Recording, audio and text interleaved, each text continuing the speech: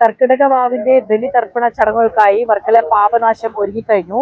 ഇത്തവണ വലിയ രീതിയിലുള്ള തിരക്ക് അനുഭവപ്പെടുന്നുണ്ട്. തിരക്ക് നിയന്ത്രിക്കുന്നതിനും സുരക്ഷ ഉറപ്പിക്കുന്നതിനുമായി പോലീസിന്റെയും അതോടൊപ്പം തന്നെ വിവിധ സന്നദ്ധ സംഘടനകളുടെ നേതൃത്വത്തിൽ വലിയ രീതിയിലുള്ള ഒരുക്കങ്ങൾ പൂർത്തിയായിട്ടുണ്ട്.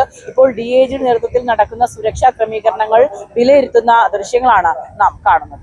കർക്കിടക വാവിന്റെ ബലിതർപ്പണത്തിനായി വർക്കല പാപനാശത്ത് വലിയ രീതിയിലുള്ള ഭക്തജന തിരക്കാണ് നാളെ പ്രതീക്ഷിക്കുന്നത്. തിരക്ക് നിയന്ത്രിക്കാനും ഭക്തരുടെ സുരക്ഷ ഉറപ്പാക്കുന്നതിനുമായി പോലീസ്, ഫയർ ആൻഡ് റെസ്ക്യൂ, ആരോഗ്യ വിഭാഗം ഉൾപ്പെടെയുള്ള സംവിധാനങ്ങൾ സജ്ജമായിരിക്കുന്നു. പാപനാശത്തും അതോടൊപ്പം തന്നെ പരിസര പ്രദേശങ്ങളിലുമൊക്കെ CCTV നിരീക്ഷണവും സുരക്ഷാ ക്രമീകരണങ്ങളും വലിയ രീതിയിൽ ശക്തമാക്കിയിട്ടുണ്ട്. യാത്രക്കാർക്ക് വേണ്ടിയിട്ടുള്ള അതായത് ഭക്തജനങ്ങളുടെ യാത്ര സുഗമമാക്കുന്നതിന് വേണ്ടി KSRTC അധിക സർവീസുകൾ ഒരുക്കിയിട്ടുണ്ട്.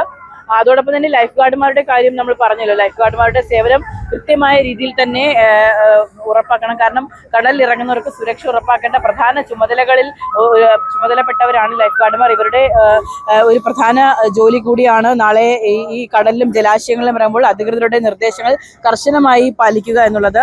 ഏതായാലും സുരക്ഷയ്ക്ക് മുൻഗണന ഒരുക്കിക്കൊണ്ടുള്ള വലിയ രീതിയിലുള്ള ഒരു ചടങ്ങ് തന്നെയായിരിക്കും നാളെ വർക്കല പാപനാശം ഉണ്ടാവുക. ഇവിടെ നിന്നുള്ള ദൃശ്യങ്ങളാണ് ഈ കാണുന്നത്. സുരക്ഷാ ക്രമീകരണങ്ങൾ ഇപ്പോൾ നമുക്കറിയാം, പ്രതികൂലമായ ഒരു കാലാവസ്ഥ നിലനിൽക്കുന്നു. അപ്പൊ എങ്ങനെയാണ് സുരക്ഷാ ക്രമീകരണങ്ങൾ നാളത്തെ?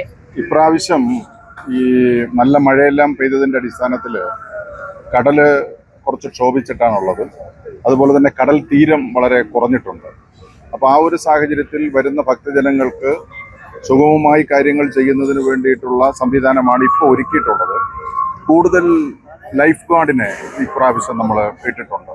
അപ്പോൾ ലൈഫ് ഗാർഡിന്റെ നിർദ്ദേശമനുസരിച്ച് മാത്രമേ കടലിലേക്ക് ഇറങ്ങാൻ പറ്റൂ. അത് പ്രത്യേകമായിട്ട് ഞങ്ങൾ ശ്രദ്ധിക്കുന്നുണ്ട്. മറ്റ് അപകടങ്ങളൊന്നും ഉണ്ടാകാതിരിക്കുന്നതിന് വേണ്ടി ലൈഫ് ഗാർഡിനെ കൂടുതൽ വിന്യസിച്ച് അതുമായി ബന്ധപ്പെട്ട ലൈഫ് ഗാർഡിന്റെ അഭിപ്രായത്തോടെല്ലാം ചേർന്ന് നിന്ന് കാര്യങ്ങൾ ചെയ്യാനാണ് ഇപ്പോൾ ആലോചിച്ചിട്ടുള്ളത്. പലരും പറഞ്ഞാൽ അനുസരിക്കാത്തൊരു അത് കൃത്യമായിട്ട് നോക്കാൻ വേണ്ടി പറഞ്ഞിട്ടുണ്ട്. പിന്നെ പോലീസിന്റെ ഭാഗത്തുനിന്നും പ്രത്യേകമായിട്ടുള്ള ഒരു ശ്രദ്ധ ഇത്തവണ വന്നിട്ടുണ്ട്. ഏതാണ്ട് 600ഓളം പോലീസ് ഉദ്യോഗസ്ഥര് ഈ പ്രവർത്തനങ്ങൾക്കായിട്ട് ഉണ്ട്. നമുക്കറിയാം, ഓരോ തവണ ഈ കടൽ പ്രക്ഷുബ്ധമായിരിക്കുന്ന സാഹചര്യങ്ങളിലും ഏറ്റവും കൂടുതൽ റിസ്ക് ഉള്ളവരാണ് ഈ ലൈഫ് ഗാർഡ്മാരെന്ന് പറഞ്ഞാൽ. നാളെ കുറച്ചധികം പണിയെടുക്കേണ്ടി വരും അല്ലേ? ഓക്കെ, ശരി. അപ്പൊ എങ്ങനെയാണ് ഈ ഒരു നിങ്ങളുടെ സർവീസിന് അധികം ആളുകൾ ഉൾപ്പെടുത്തിയിട്ടുണ്ടോ? അധികം വേറെ ആളില്ല, ലൈഫ് ഗാർഡ് മാത്രമേ ഉള്ളൂ. നമുക്ക് ഇതൊരിക്കലും അറിയാൻ പറ്റിയിട്ടുള്ളൂ. വേറെ കറക്റ്റ് അറിയാൻ പറ്റില്ല.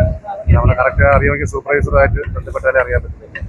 അപ്പോ ഏതായാലും 100 കണക്കിനല്ല, ഒരുപാട് ലൈഫ് ഗാർഡുമാരുടെ ഒരു സർവീസ് ഇവിടെ ആവശ്യമുള്ള ഒരു സമയമാണല്ലോ നാളെ. 100 കണക്കിന് ഒരു 50ഓളം ആൾക്കാരെ വേണ്ടി വരും. സാധാരണ എങ്ങനെയാണ് കഴിഞ്ഞ വർഷങ്ങളിലൊക്കെ?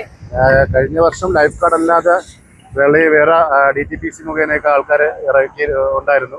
ഈ വർഷം അതില്ലെന്നാണ് പറയുന്നത് കേട്ടത്. അറിയത്തില്ല എന്താണ്. കടൽ വലിയ രീതിയിൽ പ്രക്ഷുബ്ധമായിരിക്കുന്ന ഒരു സാഹചര്യമാണല്ലോ. കടൽ പ്രക്ഷുബ്ധമാണ്, കടൽ പ്രശ്നമാണ്. നിങ്ങൾ പറയുന്ന നിർദ്ദേശങ്ങൾ പലപ്പോഴും പാലിക്കാത്ത സാഹചര്യം ഉണ്ടോ? നാളത്തെ കാര്യങ്ങളിൽ തിരക്ക് ഇത്രയും വരുമ്പോ അത് സംഭവിക്കും.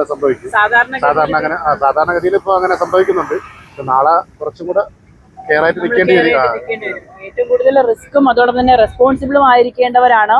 അതുപോലെ തന്നെ സന്നദ്ധ പ്രവർത്തകരൊക്കെ തന്നെ ഈ കടലിൽ ഇറങ്ങുന്നവരെ പ്രത്യേകം ശ്രദ്ധിക്കേണ്ടതുണ്ട്. കാരണം വിന്യസിപ്പിച്ചിട്ടുള്ള ലൈഫ് ഗാർഡുമാരുടെ സേവനം കുറച്ചുകൂടി അധികമായാൽ ഇവർക്ക് അത്രയും ജോലി ഭാരം ഒഴിവായി കിട്ടുമെന്ന് കൂടി നമുക്ക് പറയാൻ കഴിയും. ഏതായാലും വർക്കല പാപനാശത്ത് വലിയ രീതിയിലുള്ള തിരക്കാണ്.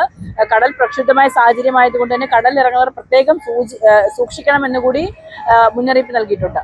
ക്യാമറമാൻ വിപു സുരേഷിനോടൊപ്പം ബിലുവൻ വിസ്മയ ന്യൂസ്.